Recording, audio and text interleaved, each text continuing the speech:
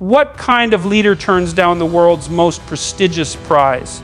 Ibrahim Traoré just refused the Nobel Peace Prize, and his reason has shaken the entire world. Was it defiance or a deeper truth the West does not want to hear? The announcement reverberated across the globe like a shockwave, leaving commentators, analysts, and ordinary citizens in a state of disbelief. For decades, the Nobel Peace Prize had been treated as a universal symbol of recognition, a crowning jewel that elevated individuals and nations into the annals of history. Yet, in a move that defied both tradition and expectation, Ibrahim Traoré of Burkina Faso refused to accept it. The world struggled to comprehend the weight of that decision. Was it pride? Was it strategy, or was it an act of deeper conviction? His choice to decline the award was not shrouded in bitterness or arrogance. It was articulated in a handwritten letter, brief yet powerful, declaring that justice does not need awards, only victory. In those few words, he unsettled the entire global system of symbolic accolades. The Nobel, an institution that had crowned kings, presidents, activists, and reformers, was turned away by a man who placed principle above prestige. This was not just a refusal, it was a message written in bold strokes for the world to see. Observers noted that this act came at a time when many leaders were actively chasing recognition. Across capitals, leaders built legacies around accolades, international summits, and polished statements designed to appeal to global audiences. Traoré, however, stepped in the opposite direction. His act of defiance against the allure of international validation highlighted a striking contrast. Where others sought the limelight, he sought the soil. Where others worked for applause, he worked for survival and dignity. His refusal was not just personal, but national. It was a declaration that Burkina Faso's struggle could not be condensed into a medal or a headline, that the wounds of conflict and poverty could not be healed with trophies displayed in foreign halls. The note he sent carried the tone of unfinished duty. He wrote that he could not accept such an honor while his people bled, while his land suffered, while freedom remained fragile. These were not the words of a man ungrateful for recognition, but of a leader conscious of the reality on the ground. It suggested that accepting the prize would be premature, even dangerous, creating the illusion that peace had already been achieved when in truth the battle was still ongoing. To him, the Nobel represented not the end of a struggle, but a detour that risked distracting from the real work ahead. By saying no, he reminded the world that peace cannot be packaged as an award. It must be built through sacrifice, resilience, and collective labor. What startled many was the humility embedded in his decision. Leaders have historically viewed the Nobel as validation of their life's work, yet Traoré framed it as a distraction from his mission. His rejection did not undermine the prize itself as much as it redefined what recognition should mean. Rather than personal glory, he elevated the collective pain and perseverance of his people. His act served as a mirror, reflecting uncomfortable questions back at the global community. Were we celebrating peace too early? Were we mistaking ceremony for substance? And more importantly, were we imposing foreign definitions of legitimacy on nations still in the middle of their own struggles? The refusal thus became an event larger than any press conference or award ceremony. It was a turning point that forced both supporters and critics to reconsider the relationship between global recognition and local realities. In one act, Traoré shifted the narrative from Oslo's stage back to the dusty villages and farms of Burkina Faso, where the real battle for peace continues day after day. His defiance was not just political theater. It was a signal that true justice, true independence, and true leadership cannot be purchased or crowned with medals. They are lived, fought for, and earned on the ground where people bleed, toil, and hope for tomorrow. Ibrahim Traoré's refusal of the Nobel Peace Prize carried a meaning that went far beyond a single decision. It became a redefinition of what leadership is and what it should stand for. Around the world, leaders are often measured by the awards they collect, the conferences they attend, and the prestige they accumulate on the international stage. Yet, by rejecting the most celebrated of them all, Traore drew a clear line between symbolic recognition and practical responsibility. His message was unspoken but unmistakable: leadership is not about medals. It is about the sacrifices a leader is willing to make for the people who placed their trust in him. The act of turning down such a revered prize revealed a conviction that service must remain rooted in the soil of reality, not in the halls of international applause. Across the global stage, the Nobel Peace Prize has long been viewed as a seal of legitimacy. Leaders who accepted it were not only celebrated, but immortalized. But Traore demonstrated that legitimacy cannot come from external validation. It must be built within the nation itself through tangible improvements in the daily lives of citizens. By saying no, he positioned himself not as a man seeking recognition from Oslo, Paris, or Washington, but as a servant of Ouagadougou, Bobo Dioulasso, and the smallest villages scattered across Burkina Faso. His rejection was an act of loyalty to his people, a declaration that their struggles and victories mattered more than his personal elevation to global prestige. This moment stood in stark contrast to a political culture where leaders often embrace awards as proof of their greatness. In rejecting the Nobel, Traore separated himself from the crowd. He chose substance over spectacle, labor over legacy. His statement that justice does not need awards, but only victory, captured the essence of a leadership philosophy rooted in duty, not in decoration. It suggested that his mission was not to be celebrated, but to serve, not to be honored, but to deliver. In a time when politics is often equated with branding and image management, his example cut through as raw and authentic. Observers in Africa and abroad began to notice that Traore's leadership was not designed for applause. It was designed for endurance. He understood that a medal, no matter how prestigious, could not irrigate a field, could not build a classroom, and could not protect a community from insurgent threats.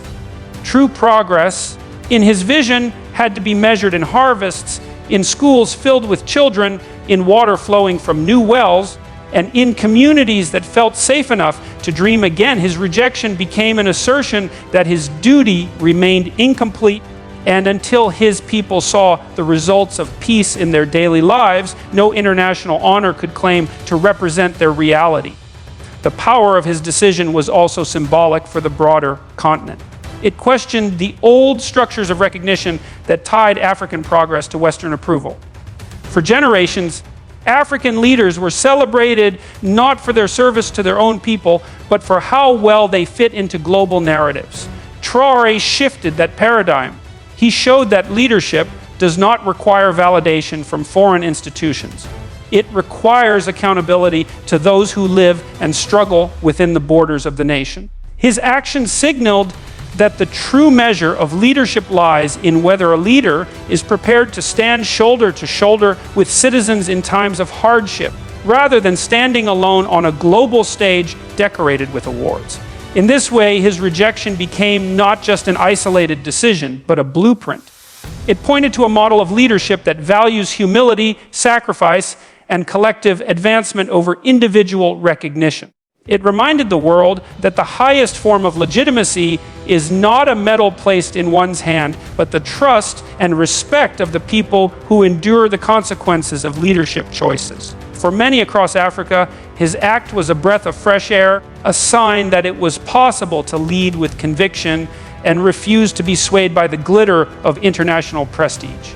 It was proof that leadership could be stripped of vanity and rebuilt on service, that it could be redirected away from image, making and centered once again on responsibility to the community. The symbolism of Ibrahim Traoré's refusal rippled across the world in ways few could have predicted. In an instant, his decision forced global powers, institutions, and even religious leaders to confront uncomfortable realities. Paris, Washington, New York, and Rome all reacted not with celebration but with unease, realizing that a new kind of leadership was emerging from Africa, one that was not dependent on Western approval. In Paris, political leaders found themselves scrambling to issue statements. The rejection was not just a snub to the Nobel Committee, but a challenge to the very structures that had long positioned the West as the ultimate judge of legitimacy. For decades, European capitals held the power to decide which leaders deserved applause and which ones would remain invisible. Traoré's refusal disrupted that system, turning the spotlight away from Western institutions and placing it back in the hands of his own people. The reaction at the United Nations underscored the gravity of the moment. Diplomats accustomed to symbolic gestures and choreographed ceremonies were confronted with a leader who declared, through his actions, that peace could not be delivered through speeches or medals. The Secretary General's address carried visible emotion as he acknowledged that this was not a rejection of peace itself, but a reminder that peace must be lived, not celebrated from afar. It was a humbling message for an institution often criticized for its distance from the struggles of ordinary people. In one move, Traoré reframed the global conversation about what it means to honor peace and who has the right to define it. Even the Vatican could not ignore the weight of the decision. When Pope Leo spoke of saints who refused canonization out of humility, he was pointing to a rare moment in history where principle overtook prestige. For the Church, which had centuries of experience with the tension between humility and honor, Traoré's choice resonated deeply. It placed him in the category of leaders who reject recognition not because they despise it, but because they believe their mission remains unfinished. Such words gave his action a spiritual dimension, aligning it with traditions of selflessness that transcend politics. The impact in world capitals was also evident in media coverage. Newspapers and television networks rushed to interpret the meaning of the refusal. Some framed it as an insult to global institutions, while others acknowledged it as a powerful moral stance. Analysts debated whether Traoré had weakened Burkina Faso's international standing or strengthened it by showcasing independence. Regardless of perspective, the consensus was clear: the decision was impossible to ignore. It had altered the perception of global power dynamics. The Nobel Committee, once seen as an unshakable authority, suddenly appeared vulnerable to scrutiny. Its prestige was no longer unquestionable when a sitting president could reject it so decisively. For many observers, the symbolism lay in the fact that Traoré was not merely speaking for himself. He was speaking for a continent often dismissed in global narratives. By rejecting the Nobel, he rejected the idea that Africa's struggles could be summarized by foreign awards. Instead, he insisted that Africa's dignity would be defined by Africans themselves. This bold stance challenged long-standing assumptions that recognition must flow from north to south, from west to east. It showed that the power to define legitimacy could shift directions, that the voices of those who toil in fields and classrooms mattered as much as the committees that meet in grand halls. The symbolism also extended into the realm of geopolitics. Western leaders who once believed they could predict and shape African leadership suddenly found themselves unsettled. The French president admitted in a rare candid moment that he underestimated Traoré. That admission alone revealed the deeper truth that many in the West assumed African leaders would always crave their approval. The refusal shattered that expectation, proving that African leadership could operate on its own terms, indifferent to external applause. It was a jolt to the global order, a reminder that respect cannot be dictated, it must be earned through authenticity. In every corner of the world, the echoes of this act carried a lesson. From churches to parliaments, from media rooms to academic forums, the conversation shifted. The symbolism of rejecting the Nobel Prize was not about diminishing its history, but about challenging its monopoly over legitimacy. It revealed that leadership rooted in humility, sacrifice, and independence could wield more influence than polished speeches and golden medals. The refusal became a global statement that integrity cannot be staged, and that true recognition comes from service, not ceremony. Inside Burkina Faso, Ibrahim Traoré's decision to refuse the Nobel Peace Prize did not cause shock or confusion. Instead, it ignited a wave of unity, pride, and resilience that spread from villages to cities. Citizens interpreted the refusal not as a rejection of honor, but as a gift to them, a declaration that their daily struggles and sacrifices were worth more than any medal awarded abroad. From the capital Ouagadougou to the smallest rural towns, The sentiment was the same: Traore had chosen his people over global prestige. This act created an immediate sense of ownership. It was not the Nobel Committee that validated them. It was their own leader affirming that they themselves were the living embodiment of peace. In the streets, this decision was celebrated as a victory. Tens of thousands gathered in marches not fueled by anger, but by gratitude and national pride. Men carried banners that read, "We are the Nobel," while women and children joined in, with chants celebrating the choice of their leader. Local musicians quickly transformed the moment into song, crafting verses that praised resilience and independence. Markets stayed open late, and the sound of drums and singing filled the night air. It was not the awarding of a prize in Oslo that people remembered. It was the dancing in dusty courtyards and the laughter of children who felt they had been chosen instead. The celebration extended into schools, where teachers used the event as a lesson in dignity and self-determination. Children wrote essays about the meaning of peace, questioning whether it truly existed when families struggled for food, water, and education. Their words captured the essence of Traore's decision: that peace is not an award placed in the hands of one man, but a reality built when an entire community feels safe, fed, and free. In classrooms across the country, the refusal became a symbol of hope and ambition, a reminder that even the smallest voices mattered in shaping the nation's future. Communities that had endured hardship for decades saw the decision as validation of their resilience. Farmers in the countryside, who often felt invisible to the world, now felt acknowledged. They understood that their sweat in the fields was more important to their president than a medal in a foreign capital. Widows who had forgiven men who once carried weapons felt recognized in his words. Mothers carrying water for kilometers saw themselves reflected in the statement that the Nobel belonged not to one leader, but to all who worked and sacrificed. The symbolic act became a source of healing, reminding citizens that their struggles were not in vain. In Thomas Sankara Square, an elderly man summed up the sentiment for many when he said that medals had been given before, but too often to traitors or leaders who betrayed the people. This time, the prize was handed back, and for him, that was proof that the president stood with his people.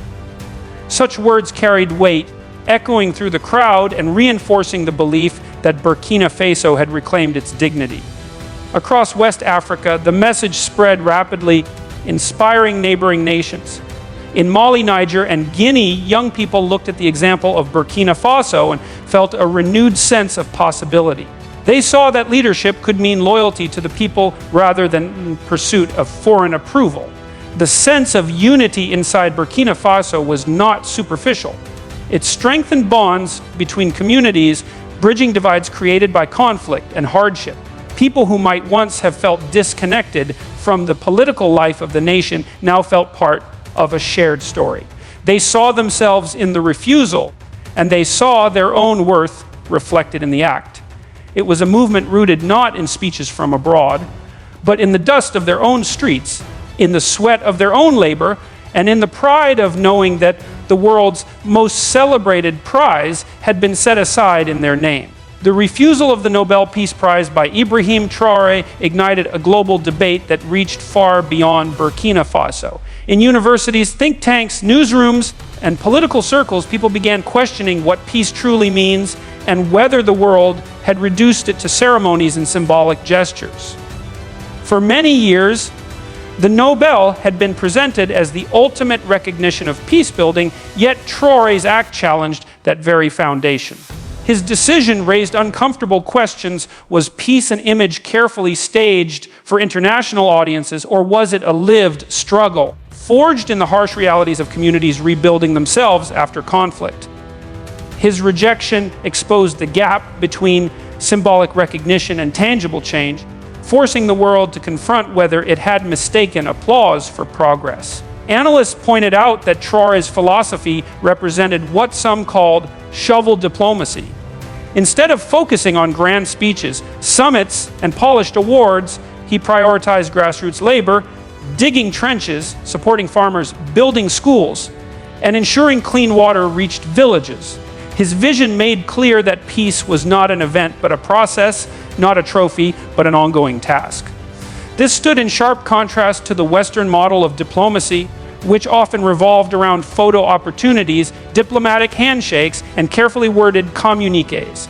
By rejecting the Nobel, Traore pushed the global community to rethink whether its obsession with ceremonies had blinded it to the real work of creating peace. Scholars and political commentators around the world began to discuss whether international institutions had lost touch with the essence of progress.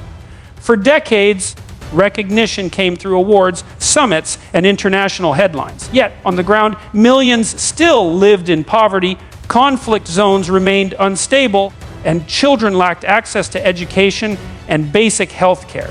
Traore's refusal exposed this contradiction. It suggested that while the world celebrated symbolic victories, communities like those in Burkina Faso were still fighting for survival. The message resonated with many who had grown skeptical of international politics, highlighting the need to redefine peace not as a stage-managed performance, but as the rebuilding of trust, dignity, and daily life. The debates were not limited to Africa. In the United States, Europe, and Asia, media outlets questioned whether the Nobel had become more of a political tool than a genuine acknowledgement of progress. Opinion pieces asked if the prize had drifted into the realm of prestige rather than principle.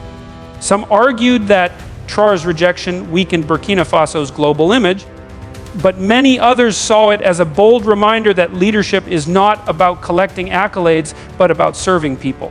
The tension between these interpretations fueled discussions across social platforms, academic circles, and policy institutions. The symbolism of his refusal also became a challenge to younger generations around the world. Youth movements, especially in Africa, drew inspiration from the act. They began to see leadership not as something validated by foreign institutions, but as something proven through service to the community. For them, Traore's stance was a call to authenticity, a reminder that true recognition comes not from international awards, but from the people who live the reality of peace and justice. His action highlighted the difference between global fame and genuine impact, pushing an entire generation to rethink what values should guide their future leaders. In the end, the decision transformed the Nobel Committee itself into a subject of scrutiny. For the first time in decades, the institution was forced to question whether awarding medals was enough in a world still scarred by inequality, violence, and exploitation.